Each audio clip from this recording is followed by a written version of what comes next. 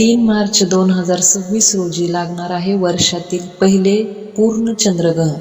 हे ग्रहण भारतात दिसणार आहे, त्यामुळे याचा प्रभाव अधिक असणार आहे. ग्रहण नेमके किती वाजता लागणार, सुतक कधीपासून सुरू होईल, गर्भवती महिलांनी काय काळजी घ्यावी आणि कोणत्या राशींवर याचा सर्वात जास्त प्रभाव पडणार आहे, ही संपूर्ण माहिती तुम्हाला या व्हिडिओमध्ये मिळणार आहे.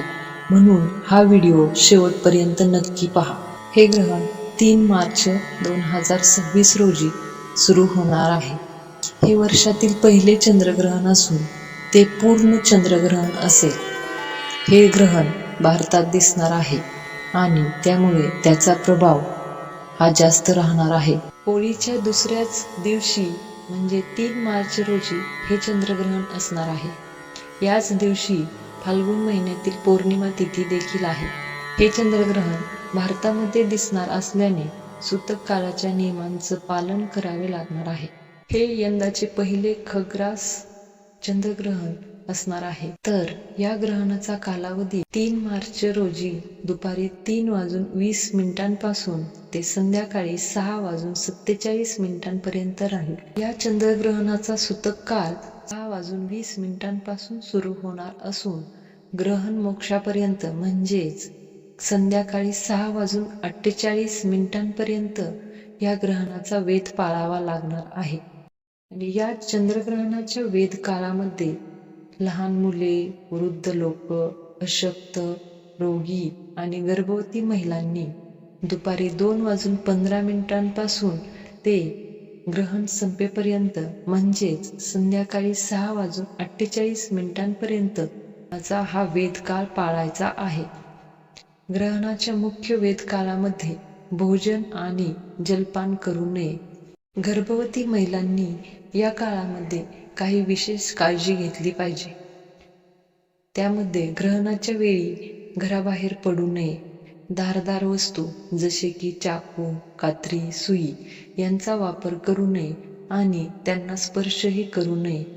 या काळात शक्य असल्यास आराम करावा आणि ओम सोम सोमाय नमः या मंत्राचा जप करावा. ग्रहण काळात जेवण बनवणे आणि जेवणे या दोन्ही गोष्टी टाळाव्यात. हे चंद्रग्रहण सिंह राशी आणि पूर्वा फाल्गुनी नक्षत्रात लागत आहे. विशेष म्हणजे या दिवशी होलिका दहन देखील आहे. त्यामुळे होलिका दहनावर या ग्रहणाचे सावट देखील दिसणार आहे. या ग्रहणाचा प्रभाव होऊ नये यासाठी आपण काय केले पाहिजे, तर गर्भवती महिलांनी, वृद्ध लोकांनी आणि आजारी किंवा अशक्त लोकांनी या ग्रहण काळात भक्ती आणि जप केले पाहिजेत. ग्रहण आणि सूतक काळात ओम नमः या मंत्राचा जप केला पाहिजे. सूतक सुरू होण्यापूर्वी खाण्यापिण्याच्या वस्तूंमध्ये तुळशीची पाने टाकावीत, जेणेकरून त्या दूषित होणार नाहीत. ग्रहण संपल्यानंतर सर्व घर स्वच्छ करावे. स्नान करून शुद्ध कपडे परिधान करावे. ग्रहण काळात देवांच्या मूर्तींना स्पर्श करू नका. आरती किंवा दिवा देखील लावू नका. ग्रहण संपल्यानंतर देवाला स्वच्छ स्नान घालून मगच पूजा करावी. ग्रहणानंतर दानाला खूप महत्त्व आहे. पांढरे वस्त्र, पांढरे तीळ, साखर, दूध, तांदूळ यासारख्या पांढऱ्या वस्तूंचे दान अवश्य करावे. आणि या ग्रहणाच्या काळात शक्य असेल त्यांनी झोपू नये. तसेच कोणताही शुभ किंवा मांगलिक कार्य, तसेच उदाहरणार्थ साखरपुडा, गृहप्रवेश, नवीन गुंतवणूक करू नये. श्री स्वामी समर्थ.